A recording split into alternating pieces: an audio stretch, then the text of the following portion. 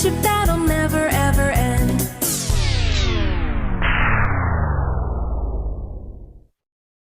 Run!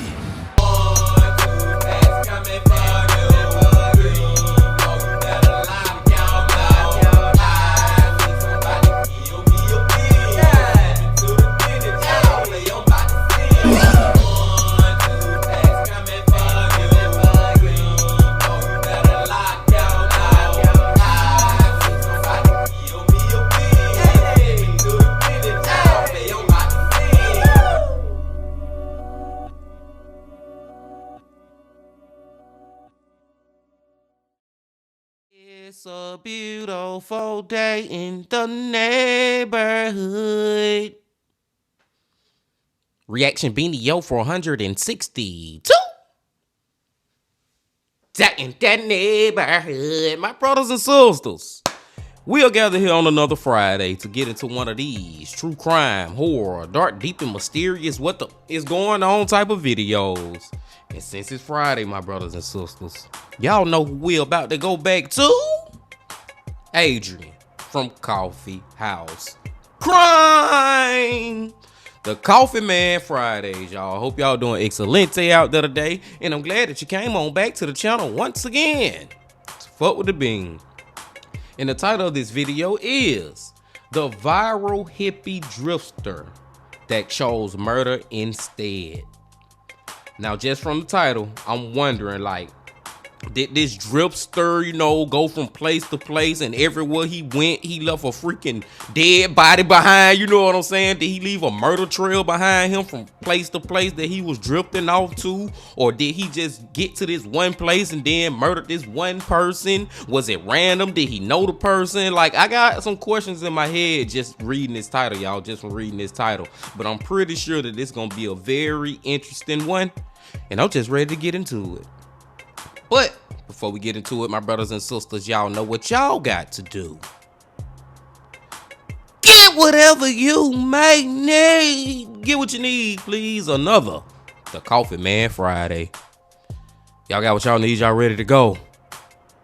Then let's go. So I ran up behind him with a hatchet. Smash, smash, smash.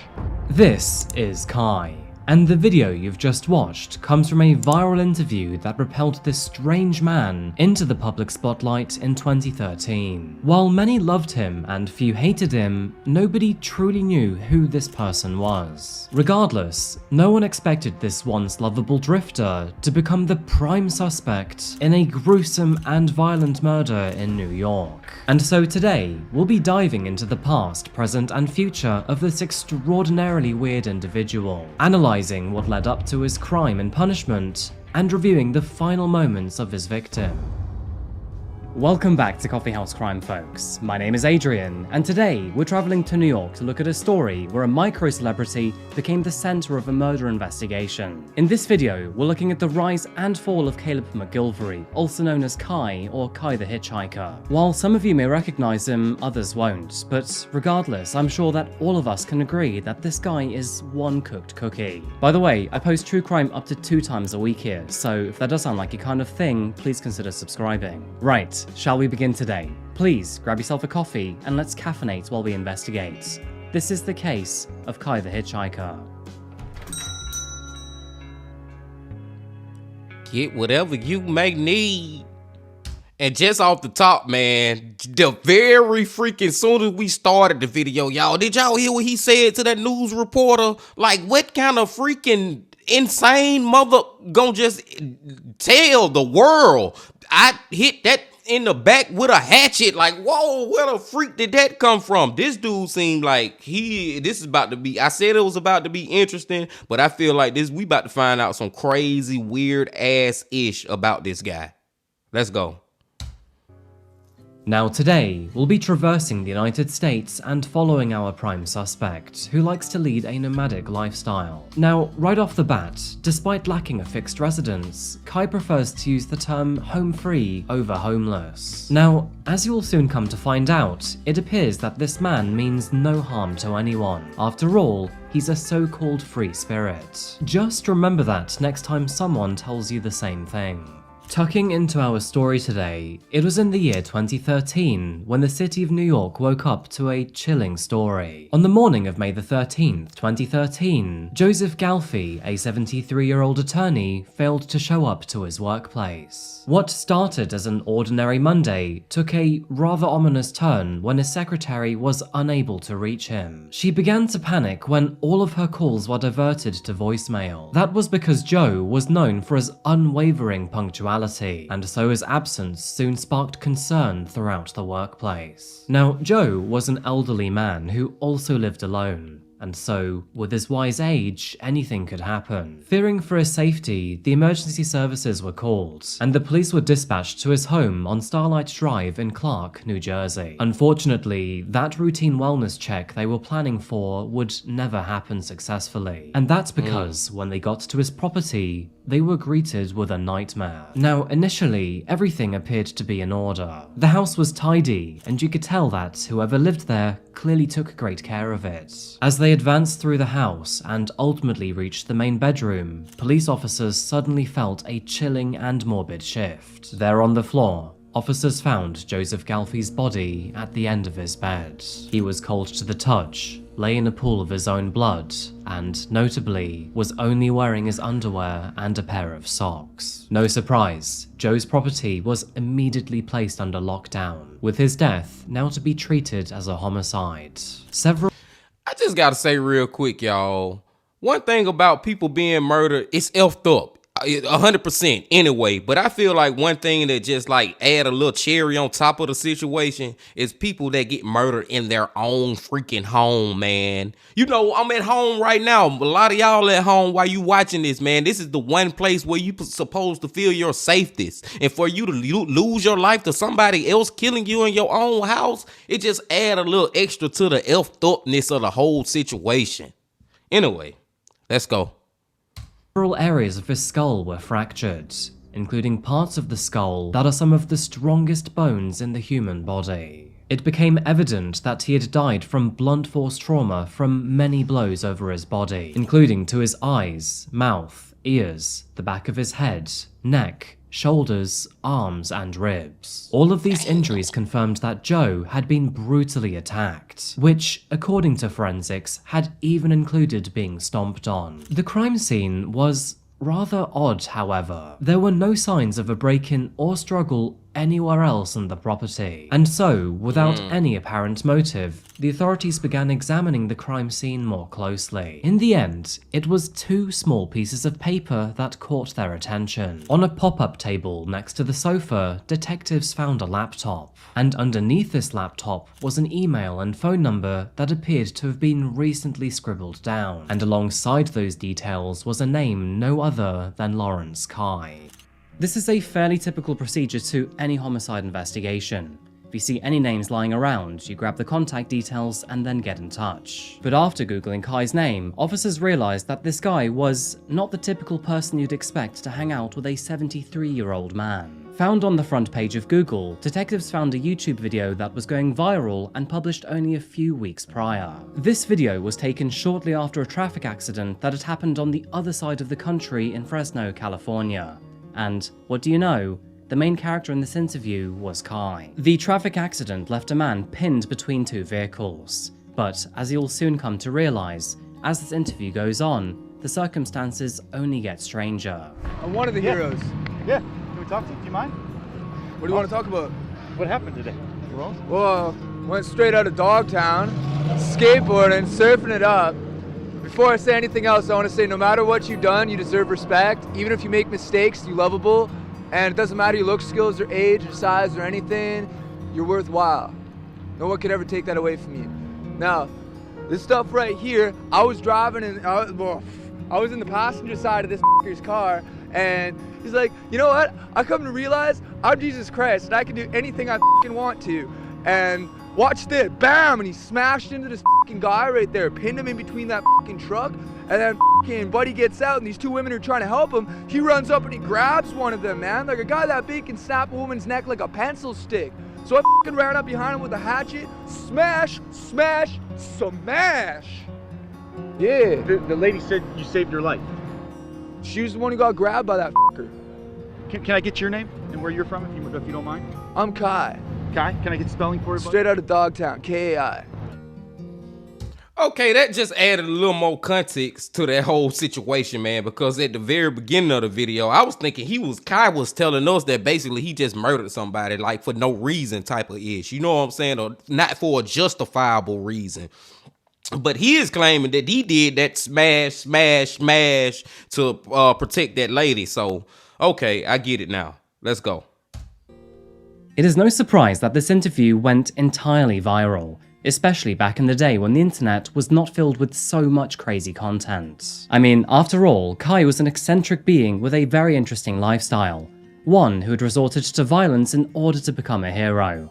So it's no surprise why this did the numbers on social media. Within that very same week, Kai's interview ran rampant across America like uncontrollable malware. Now, luckily, his video had nothing but peculiar characters and goofy vibes. However, it does make you wonder if all of his viewers knew how to protect themselves. And that is where the sponsor of today's video, NordVPN, comes in. Malware. See, now him going viral from doing that, y'all, and we just getting past the Coffee Man commercials. But him, and y'all F with NordVPN if you want to, / Coffeehouse Crime. But him getting away with that, and it's almost like he a vigilante for doing that, a superhero almost in a sense, as in reality, you know what I'm saying, to people. But him doing that may have something to do or tie into why he ended up killing Joe.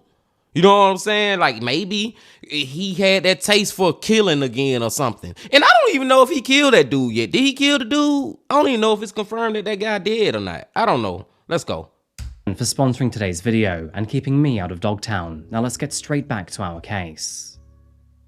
Back to our case, Kai's interview clearly demanded some clarification. According to him, he was hitchhiking around Fresno when someone along the road picked him up. The man was later identified to be Jet Simmons McBride, and standing at 6'4" and weighing over 300 pounds, he was an absolute unit of a man. Unfortunately though, he wasn't as wise as he was strong, as we will soon come to find out. Now, Kai's talkative flair would eventually get the better of Jet. It would get the jetter of him, so to speak. They shared various conversations throughout their journey, with Kai talking about his home-free lifestyle. You may or may not have been able to tell from the interview that Kai is somewhat of a hippie drifter, one who would live out of his backpack and off the kindness of others. So it's no surprise that, while on their trip, Kai rolled a sizable joint and eventually began to smoke. And of course, being the generous person that he was, he also offered to share some with Jet. An offer that, as an allegedly responsible driver, he failed to turn down. So, now we have a drifter and a man currently driving a vehicle who are both high on weed. I mean, what could possibly go wrong? Well, eventually, Jet became way too buzzed and would even reveal some secrets about him that nobody else knew. This included deep and dark secrets, including beating up his friends, racist remarks, and even sexually assaulting a 14-year-old girl. So, Jet was now beginning to paint himself as a rather dangerous individual, and Kai, he was picking up on these red flags. And in that very moment, that was when Jet suffered a complete meltdown, or as psychologists would later say, a drug-induced psychosis. Now, when I say meltdown, I mean he entirely lost his shit. Apparently, he was driving and swerving all over the road, and even claimed to be Jesus Christ, an invincible superhuman. And you can probably guess where this eventually would go. That is when he swerved off the road and ran into a civil worker who was standing behind a truck. Coffee Man, you sure that it was only smoking weed? I'm just saying, man, the marijuana ain't never made me start to think I was Jesus and getting all sporadic and swerving all over the road. I don't know, maybe everybody can't handle it. You know what I'm saying, man? But this is crazy. I mean, the way the Coffee Man paint a picture right now is almost like what Kai end up doing to this guy is justifiable. But I don't know, man. I don't trust Kai yet, because I'm trying to also tie in why did he end up killing Joe into this part of the story, and I just ain't got it yet, y'all. I ain't got it yet, but we gonna get it. Let's go. In a moment of quick thinking, Kai wrestled the keys from Jet, only to find him exiting the vehicle and continuing with his violent outburst. And as two women tried to intervene and help the civil worker, Jet then grabbed hold of one of them. Thinking and acting swiftly, Kai grabbed the hatchet from his bag and then delivered 2 blows to Jet's head, using the axe's blunt side to avoid things getting too messy. But when this failed to stop him, Kai then resorted to using the blade instead, with this blow inflicting a sizable bloody wound. Now, despite the chaos, Kai's actions stopped Jet from any further damage, aiding in his arrest by the time police arrived several minutes later. And it was during this tumultuous aftermath that the interview, later broadcast on the local news station, took place. As you can see, as Kai attempted to leave the scene, he was then stopped by the news anchor Jacob Raisbeck. And recognizing the interview's mix of a positive message with bizarre circumstances, Jacob decided to share it with the broader audience by uploading it to YouTube. But little did anyone know that this viral footage would later lead the authorities across the country to a rather unlikely suspect. A homeless drifter who, while expressing violent tendencies on camera, still harbored well-meaning intentions. Now, although this footage wasn't enough to directly link Kai to the crime, a crucial clue was later found at the crime scene. Of course, that being the train ticket purchased just 1 day before Joseph's death. Armed with a timestamp and date of the ticket purchase, investigators contacted the corresponding station shortly after, where they then requested the surveillance footage over that time frame. Despite being uncertain to begin with, the investigators would eventually strike gold when the surveillance footage from the vending machine revealed that Joe Galfi had in fact purchased the ticket, the very same one found at the crime scene. In this surveillance footage, he engages in conversation with someone off camera before the other person eventually steps into view. A bedraggled figure with shoulder-length scraggly hair and a bandana can be seen, of course that being strikingly reminiscent to that of Kai in the interview. He then proceeds to brush his teeth in the middle of the station, and after a brief hug, almost as a gesture of gratitude, the two then depart together. Now it's making sense how it all ties into each other. And it's so crazy, man, how you can just take one little piece of evidence and it'll just open up the whole freaking case, just blow the case wide open. Like, I know when those detectives or whoever got to on that trail with their receipt and it led to that CCTV footage, I know all of them just sat by like, we got it. We got him. There we go. That's what we needed right there. Wow, man. That's crazy. That's crazy how they end up getting linked together. Let's go. Now, this surveillance footage led detectives to plenty of valid questions. I mean, why was Kai hanging out with a 73-year-old man? How did the two meet? What was Joseph's motives? And, above all else, how would this end in his murder? Well, to be sure, there was only one way to find out. They would have to find Kai and then bring him in for questioning. However, this would be rather tricky to do. I mean, Kai did not have a home to go to, and to add to that, he had no ID, credit cards, or social security number. So, with that in mind, the authorities released this information to the public, and of course, everyone was shocked to see that he was now wanted for murder. All of this was in total contrast to his heroic actions just a few weeks prior, and in addition to this, he had just testified against Jet. With no hatchet in hand this time, the man known as Kai took the stand, but not before causing a few observers to chuckle. Just a moment. Listen to the clerk as she states the oath to you so that you can respond to it, and you only need one hand up, the right hand. During his 2 hours of testimony, Kai explained in more detail the events leading up to the crash, including how he and Jet McBride stopped in the Tower District to buy and smoke marijuana. Kai then testified that just before the crash, McBride proudly told him about raping a 14-year-old girl. He's like, well, I've come to realize I'm Jesus Christ and I get away with anything I want to. Watch this. And I look up and there's a whole crew of construction people in front of me, and most of them jumped aside. One dude got pinned underneath. While PG&E worker Rayshawn Neely was pinned, Kai says McBride then turned on several people who tried to help. He's still holding on to her, so I smashed him again, and he's still holding on to her hair. I was like, f***ing hands here, bud. I smashed him real good and hard. Rayshawn Neely then talked about the pain he has been living in since that day. Then, in a surprise move, as Neely wheeled out of the courtroom, McBride apologized. Sorry, Rayshawn. But then again, he ended violence by using more violence. So, without And that's what I'm saying, man. This is why it's so freaking weird, because and I had to think about it for a while in my head, and I had to watch more of the video, but I don't know how y'all feeling out there, but at this point, my brothers and sisters, I feel like he did the right thing by stopping Jet from being a complete dumbass, high on, I guess, weed, and freaking just driving into a whole bunch of people and pinning one of them down to the ground, about to freaking kill the damn man. I feel like he was right to attack him to get him off that man. But why did you freaking murder Joe? Like, why did you go from being a freaking... This man went from being Batman to the freaking Joker. You know what I'm saying? You went from being a freaking vigilante to a fucking murderer. Like, why? Where? And let's go back to what I said earlier, y'all. Unless it's just that he got that little taste. But I keep saying he a murderer too, but I'm wrong about that, because he didn't murder Jet. He could have. I don't know. Maybe he just got bloodthirsty, man. Maybe he just got bloodthirsty after saving that dude's life. Let's go. that in mind, was he capable of using his aggression in more nefarious ways? Following his good work, Kai became a viral sensation, with everyone wanting to know him, with his official nickname being Kai the hatchet-wielding hitchhiker. However, little did anyone know that behind the facade of this carefree and loving gentleman was an extremely dysfunctional human being, one that would often abuse weed and alcohol.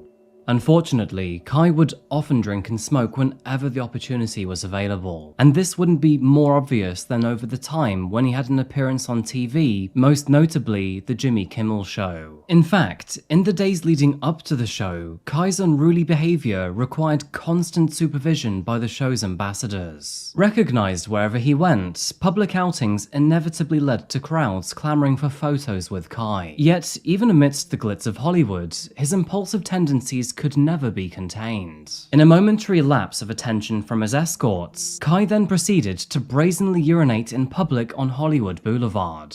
Of course, much to the shock and surprise of bystanders. And after being rushed back to the hotel, he then wasted no time in indulging in a whole bottle of Jack Daniels. Recognizing the dangerous potential for public disturbance, one of his supervisors took it upon herself to offer him shelter in her own home before his Jimmy Kimmel interview. But even after this kind gesture, Kai continued to act and behave in a very unhinged manner. Upon arrival at the studio, he once again urinated in public, this time aiming at a sign leading to the set. Now, obviously, through these actions, it seemed that Kai harbored a disdain for celebrities. But the interesting thing here is that that didn't stop him from leaning into their world.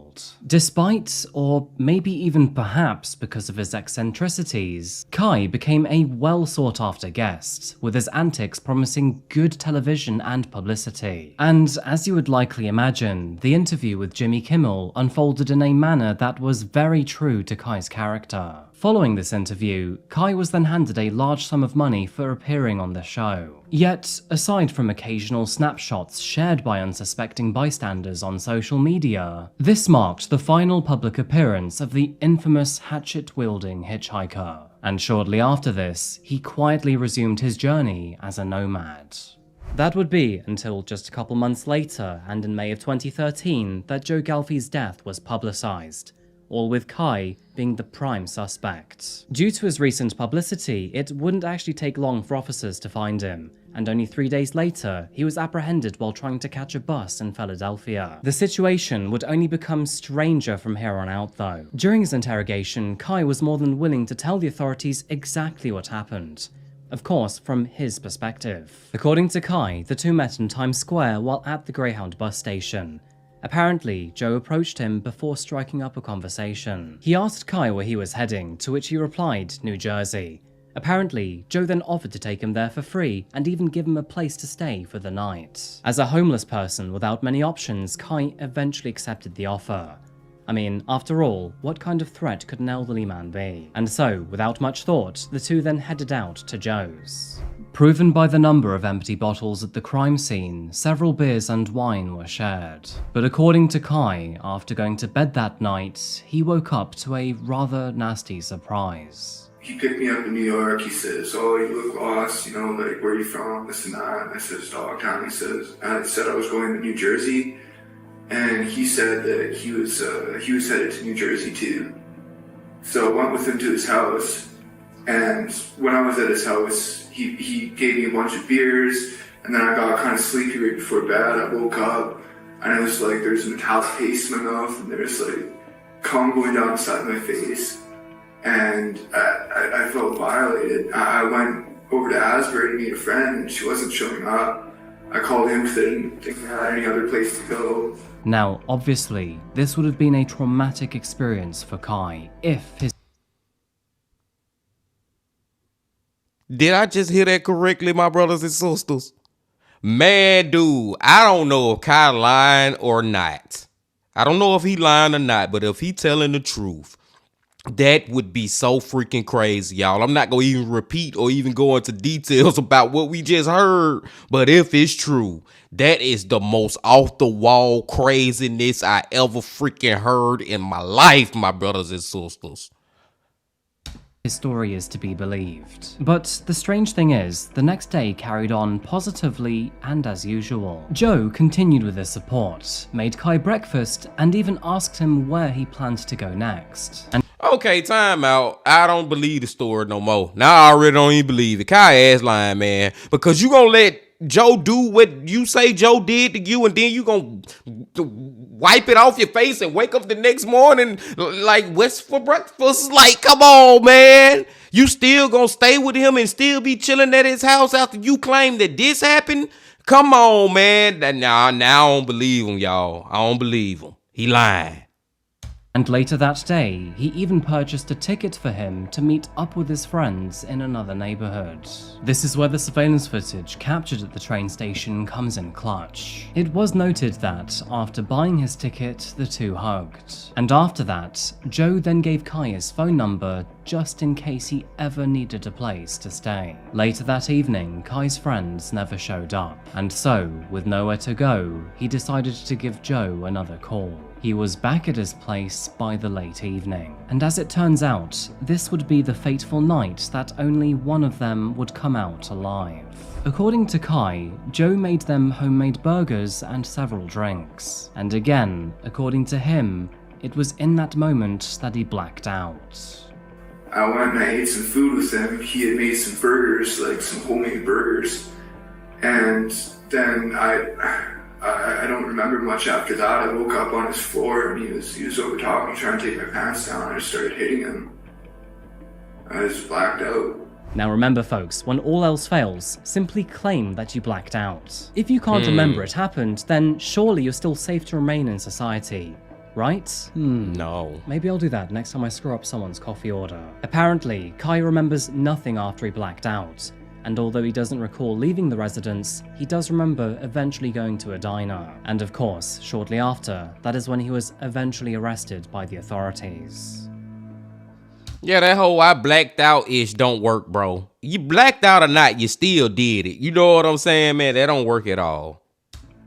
Kai's trial would take 5 years to arrive. During this time, he was hospitalized after suffering self-inflicted wounds. It is also confirmed that he tried to take his own life, which further exemplified the state of his mental health at the time. His trial commenced in April 2019, nearly 6 years after his initial arrest. Unfortunately, cameras were barred from the courtroom, likely due to confidentiality reasons or to diminish Kai's public exposure. Official documents suggest that Kai remained silent during the court proceedings. However, that did not stop the occasional sporadic outburst, especially when he disagreed with his legal counsel. This hinted at Kai's struggle to maintain self-control, and despite his insistence on representing himself, the judge denied his request at every opportunity. The defense argued that the incident was an act of self-defense, asserting that Mr. Galfi exploited Kai's vulnerabilities and dependencies. However,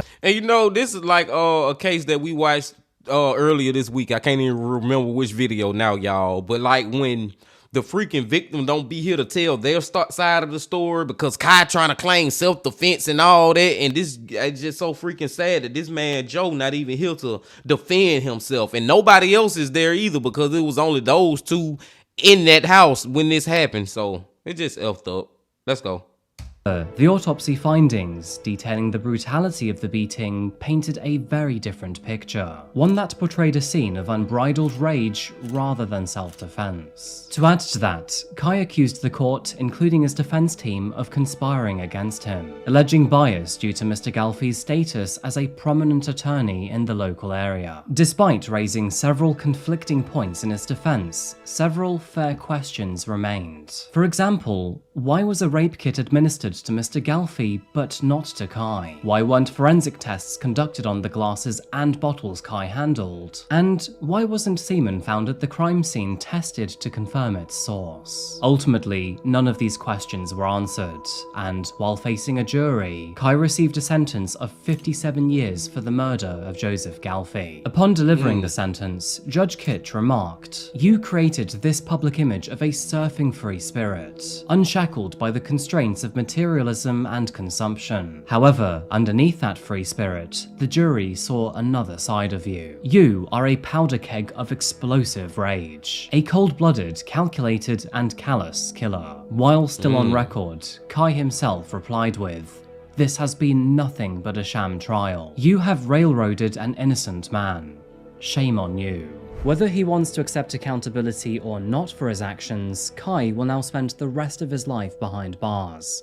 A small price to pay for taking another man's life. Granted, this case is quite the strange one, and I don't think we will ever know what really happened between the two. All of Joe's friends claim that he was very simply a man of the law, which makes sense because he was a professional attorney. As for his sexuality, it is noted that he had several male friends that would stay overnight quite often, with one of them even living in the property shortly before. So it is probable that Joe and Kai were having sex with each other, but it was most likely consensual. Now, it could be argued that Joe was using his bed to lure vulnerable people into his home. However, on the flip side, it may have just been an act of kindness that eventually came with benefits. Either way, we will probably never know the full story. Joe is not here to tell us after all. Exactly what I was just saying, man. We can't hear his side of the freaking story. Rest in peace to Joe. It is possible that, within the legal community, a sense of camaraderie exists, especially towards one of their own. Joseph's extensive tenure in the industry and his vast network of connections do suggest his prominence and influence. And while there is little dispute that Kai's assault led to Joseph's death, it is crucial to consider the context of the attack. Unfortunately, this aspect will always leave the case somewhat open-ended. Despite Joseph's esteemed reputation both professionally and within his community, including his role as a hospitable neighbor, there seems to be no apparent motive behind his tragic demise. So in that case, why did Kai do it? Was it self-defense? There are several discussions online that depict Joe as a potential predator, one who is accused of exploiting a younger man's vulnerabilities and vices for personal gain. However, saying that, it is undeniable that Kai murdered a 73-year-old man without being in any immediate danger. A fact that was even admitted by him during his interrogation. Kai's culpability remains unquestionable, and so, despite multiple appeals, his efforts to overturn a sentence have consistently been rejected. Nevertheless, Kai maintains a substantial online following, and still receives supporters' donations, letters, and gifts. While incarcerated, Kai has dedicated himself to physical fitness and tirelessly advocating for reducing his 57-year sentence. Continuing to assert his innocence, he regularly updates his YouTube channel, aptly named Kai the Hitchhiker, with all of his videos engaging with the public and presenting his own side of the story. I'll leave a link below, as personally I find it quite interesting to see one of these stories come to life beyond the episode. To this Yeah, that's crazy, man. I'm gonna leave a link down below too, or y'all can go to the Coffee Man and click on it, y'all. That is crazy that this dude literally got a YouTube channel and he in prison for murder, y'all. And his whole story, and you know everything about him. It is interesting, and some of y'all may want to check it out. Let's go. Today, his YouTube channel has 6,500 subscribers. He's uploaded 262 videos so far, with his most recent being only 2 days ago. In some of these videos, he even shows his various workouts while behind bars. Now, I admire the creativity, but please work on those full arm extensions. And so concludes the case of Kai the Drifter. Quite the strange one, and one that potentially has more than one victim, depending on how you look at things. Honestly, this one was quite the rabbit hole for me, because the more I looked at this story, the more angles I saw that I never really considered before. Various aspects, you know, like, was Joe Galfi a predator? Was Kai exploited through his vulnerabilities? And did he really deserve the punishment he received? I'm sure there'll be many contrasting opinions on this one. Anyway folks, I think I'll leave the rest of this story in your hands. So with that in mind, leave your thoughts in the comments down below. Thank you so much for watching today's video, I really do appreciate it. And thank you to Nord for sponsoring today's video. Go to nordvpn.com/coffeehousecrime for more info. As always, you can support me on Patreon here, or alternatively, check out my social media here, most notably my Instagram. And yeah, I think that'll pretty much do it today, folks. Thank you again so much for watching, and as always, I'll see you again very soon for another one. However, until that moment arrives, remember to look after yourself, look after each other, and as always, stay safe. Thank you, and goodbye.